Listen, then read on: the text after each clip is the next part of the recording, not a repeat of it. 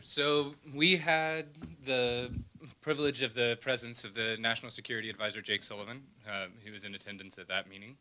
And I asked him directly for a commitment for President Biden in pursuant to his prior commitments and his sentiments that he has explicitly expressed about Austin, to reach out directly to Assad on Austin's behalf. I asked for that commitment explicitly and directly, and I did not receive it. I heard that Jake Sullivan was not in a position to make that commitment. He did not say yes.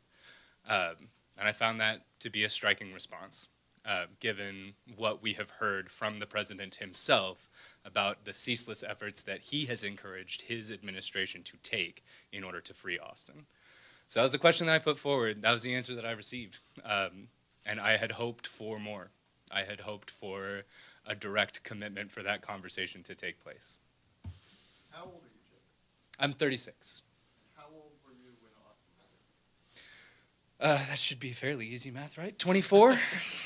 24 years old. And what was the last big thing you did with Austin? I would say the last big thing that I did with Austin was before one of his deployments. He and I went to Glacier National Park in Montana together for a week. We went backpacking together. And that was his gift to me for my high school graduation. Yeah, and that was a formative trip for us. That was a moment that we were able to have alone together for a long time. And it was the last of such moments. I have not had, like any of my siblings, I have not had the opportunity to speak with my brother in 12 years and 4 months. Thank you, buddy. This is Megan Tice, the sassiest Tice. Megan, can you tell people what question you asked today and what was the response? I can. I just spoke with them about the fact that I have 2 children, Stella and Wyatt, who have never met Austin, and I was just explaining my relationship with Austin. We're the 2 oldest siblings, which kind of gives us a unique bond. And so we were extremely close with each other, communicating constantly. And so to have 2 kids that he's never met is something I think about a lot, and that my daughter thinks about a lot, that she hasn't met her uncle.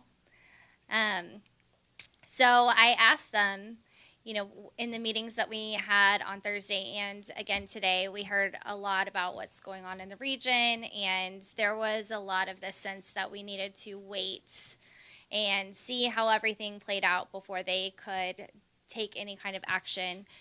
And so I asked, you know, if this is your brother, what more could you do? What would you do in this situation?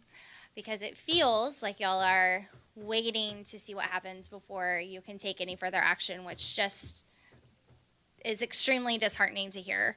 And essentially they said, yes, that's what we're doing. We are waiting to see how all of these pieces play out over the next week before we can do anything definitive. And I think that our larger question was, how can we use this disruption to leverage something for Austin during this time?